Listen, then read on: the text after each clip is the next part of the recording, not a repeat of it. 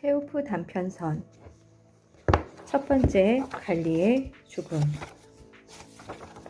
어느 멋진 저녁, 이에 못지않게 멋진 회계원 이반 드비트리치 체르바코프는 객석 두 번째 줄에 앉아서 오페라 글라스로 코르네빌의 종을 보고 있었다. 공연을 보면서 그는 행복의 절정에 다다른 기분이었다. 그런데 갑자기, 소설에서는 이 그런데 갑자기야 자주 마주치게 마련인데 작가들이 그러는 것도 당연하다. 인생이란 그처럼 예기치 못한 일로 가득 차 있으니까. 그런데 갑자기 그가 얼굴을 찡그리더니 눈을 희번덕거리며 숨을 멈추었다. 그는 오페라 글라스에서 눈을 떼고 몸을 숙였다. 그리고는 에치! 보다시피 재채기를 한 것이다. 그 누구라도 그 어디에서라도 재채기를 막을 수는 없는 법이다. 농부도, 경찰서장도, 때로는 심지어 국장님도 재채기를 한다.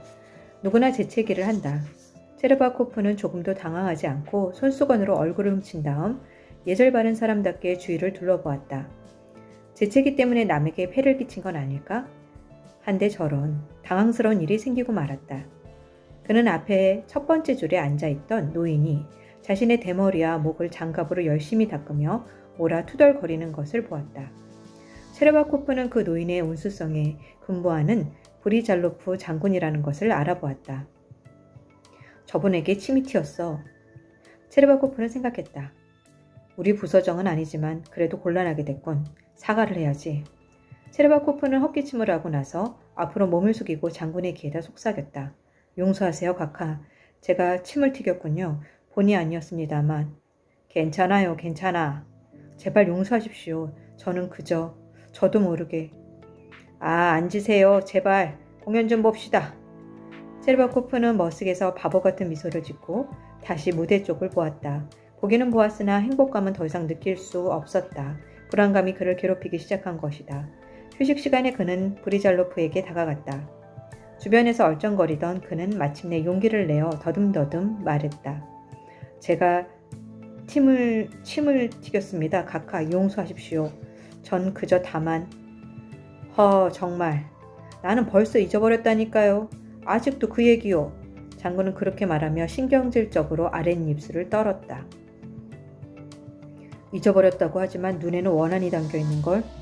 체르바코프는 그렇게 생각하며 의심스러운 눈초리로 장군을 흘깃거렸다. 말도 안 하려고 하네. 내가 전혀 그럴 의도가 없었다고 해명을 해야 할 텐데. 재채기는 자연의 순리라고 말이야. 안 그러면 내가 일부러 침을 튀긴 거라고 생각할 거야. 지금은 그런 생각을 안 하더라도 나중에 그러겠지? 집에 돌아온 체르바코프는 아내에게 자신의 무례한 행동에 대해 이야기했다. 그가 보기에 아내는 이 사건을 너무 가볍게 받아들인 것 같았다. 그녀는 깜짝 놀라긴 했지만 브리잘로프가 다른 부서 사람임을 알고는 안심했던 것이다. 그렇더라도 당신이 가서 사과하세요. 그녀는 말했다. 안 그러면 당신이 사람들 있는 데서 예절도 못 차린다고 오해할 테니. 그래, 바로 그거야.